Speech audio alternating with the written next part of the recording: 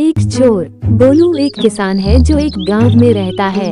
गोलू कभी स्कूल नहीं गया, लेकिन वो बहुत होशियार है। इस वर्ष उन्हें पिछले वर्ष की तुलना में अधिक फसल उत्पादन हुआ। फसल को बाजार में बेचकर उसने खूब पैसा कमाया। एक रात एक चोर उसके गांव में धन चोरी करने आया। वह गोलू के घर गया। गोलू समझदार था, वह जानता था कि चोर उसके कमाए हुए धन को हड़पने का प्रयास कर सकता है। इस प्रकार वह विशेष रूप से रात के समय सतर्क रहता था। उसने देखा कि चोर उसके घर की तरफ आ रहा है। जब चोर उसके घर के पास आया तो वह एक दीवार के पीछे छिप गया।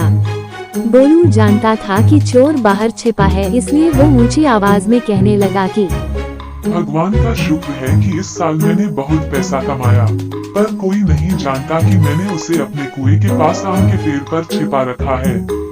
जब चोर ने ये सुना तो उसने सोचा कि गोलू ने उसका काम आसान कर दिया है और अब वो सारे पैसे पेड़ से काटकर गोलू के घर से निकल जाएगा।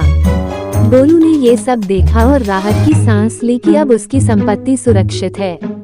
जब चोर कुएं पर पहुंचा तो उसने देखा कि आम के पेड़ से कुछ लटका हुआ है। उस समय इतना अंधेरा था और वह स्पष्ट रूप से नहीं देख सकता था कि वहाँ क्या लटका हुआ है। उसने सोचा कि यह गोलू की कमाई का गट्ठर होगा। वह जल्दी से पेड़ पर चढ़ गया और पैसों की गठरी पकड़ ली, लेकिन उसने पाया कि यह पैसे का बंडल नहीं था, बल्कि वो मधुमक्खी का छत्ता पकड़ा हुआ था। उसे एहसास हुआ कि उसे गोलू ने बरगलाया है और अब उसने मधुमक्खियों को बहुत क्रोधित किया है। वो वहाँ से चला गया और भाग गया और फिर कभी वापस नहीं आया। गोलू अब एक अमीर किसान है।